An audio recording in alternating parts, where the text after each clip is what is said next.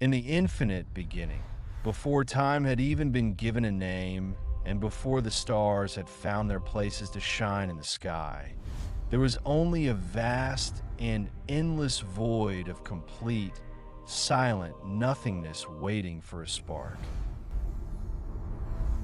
Within this deep and silent emptiness, the presence of the divine existed, infinite and all-powerful, watching over the formless dark that stretched out forever across the unexplored reaches of the cold, dark universe. Then, the silence was broken as the Almighty spoke the first words ever to be uttered in existence. "Let there be light." And in that miraculous moment, light burst forth in a magnificent and blinding brilliance. In a sudden instant, the void trembled under the power of the command, and light exploded into existence with a roar of energy, chasing away the formless emptiness that had ruled the universe for so long. For the very first time, there was a profound difference in the world. A beautiful contrast was born between the deep darkness and the new brilliance.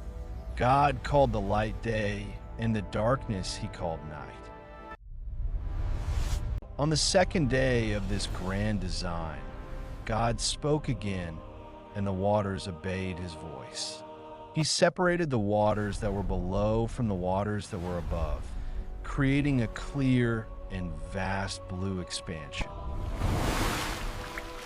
God commanded that there be a space between the waters to separate the waters of the heavens from the waters of the earth. And so, the magnificent sky was born, stretching out over the young, watery world. Then he shaped the atmosphere, creating an invisible shield of air and protection for the world to come. The earth was no longer just a formless mass. Creation was steadily taking a new and solid shape. Every movement was building toward something far greater than any eye could see. And yet the Creator was not finished with his work. The foundation was set, but the beauty of the world was only beginning. Then came the third day, and God commanded, "Let the water beneath the sky flow together in one place, so that dry land may appear." At his mighty word, the waters stirred and began to retreat in waves. From beneath the depths, mountains rose majestically toward the heavens. Valleys sank deep into the earth, and the seas found their boundaries, crashing against the newly formed shores of the world. But the land was still bare and silent, waiting for life. God said, "Let the earth bring forth vegetation."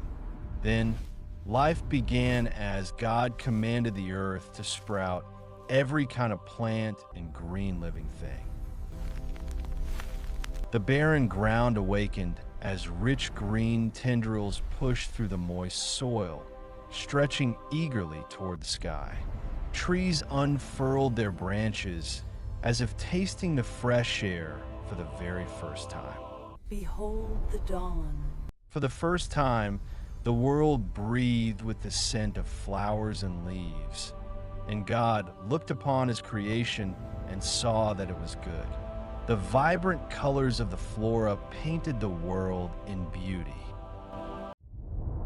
On the fourth day, as the earth stood beneath the vast sky, God noticed something was missing in the heavens. He said, "Let light appear in the sky to give light to the world and mark the seasons." Suddenly, a blaze erupted in the eastern horizon, golden and fierce. God made the sun, breathing fire into the sky to rule the day. But as the sun began to set, the darkness started to creep back in. From the depths of the darkening sky, A soft silver glow emerged as the moon took its place to guard the night. Then, one by one, the stars ignited, scattering like diamonds across an infinite canvas. God made the sun to rule the day with untamed brilliance, while the moon and the stars were set to watch over the quiet night. The heavens were now filled with lights that would guide the world forever.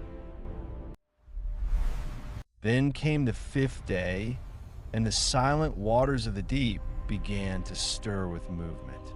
God commanded, "Let the fish fill the seas, and let the birds multiply across the earth and the open heavens." At God's command, the deep oceans erupted with life, giving birth to creatures of every kind. Mighty leviathans glided through the abyss, while sleek fish shimmered in silver schools, moving as one. Jellyfish pulsed through the water like floating lanterns, and coral reefs bloomed in an explosion of color, painting the ocean floor in shades never seen before the dawn of this magnificent creation. But the waters were not alone in their awakening. Above the surface, the skies burst into motion as the first birds took flight. Eagles soared high, their cries echoing across the vast and empty heavens. Small sparrows zipped through the branches of the new trees, moving with the wind like a gentle song. The sky and the sea had finally found their voices, filling the world with the sounds of life. On the sixth day, at God's command, life erupted in endless variety across the dry land. He created the animals of the earth, from the smallest crawling insect to the largest and mightiest of beasts. Mighty lions stretched their golden manes and roared for the very first time. Elephants, vast and towering, stepped onto the earth, their heavy footsteps shaking the ground with their immense power. Deer began leaping gracefully through the deep forests, and rabbits darted between the tall grasses. Beneath them, ants marched with purpose while lizards basked in the warmth of the new sun. Butterflies danced in the breeze like living petals. But even with all this life, creation was not yet complete. God was about to shape his masterpiece. Let's make man in our own image. From the dust of the earth, he began to form man carefully and with great intention. He sculpted every detail of the body until the form was perfect, yet remained still and lifeless on the ground. Then God leaned down and breathed the breath of life into the man's nostrils. The man's eyes opened, filled with the light of life itself. He had been made in the very image of his Creator. As the man stood up and took his first breath, all of creation seemed to stand still with him. It was complete. God saw everything he had made, and behold, it was very good and truly perfect. Then on the seventh day, God rested, not because he was exhausted, for the Almighty does not grow weary, but because of the completion of his work. Everything was exactly as it should be. He blessed this seventh day, set it apart from all others, and made it holy. The first week of existence had ended, but the grand story of the world and of mankind had only just begun. The world was a garden of peace, a sanctuary of life where the Creator and his creation walked together. It was a time of perfect harmony before the shadows of the future had ever been cast. The stars continued to twinkle, the oceans continued to pulse, and the first man looked out over the horizon with a heart full of wonder, ready to begin the journey of life in the Father's world. Every mountain peak, every deep valley, and every living soul bore the mark of the divine craftsman. The silence of the void was gone, replaced by the symphony of a living, breathing universe. This was the dawn of history, the birth of all things seen and unseen, crafted by the hand of love and the power of the spoken word. The light had won, and the world was finally alive. As the sun set on that first holy Sabbath, the peace of God rested over the hills and the valleys. There was no pain, no sorrow, only the beauty of a new beginning under the watchful eye of God.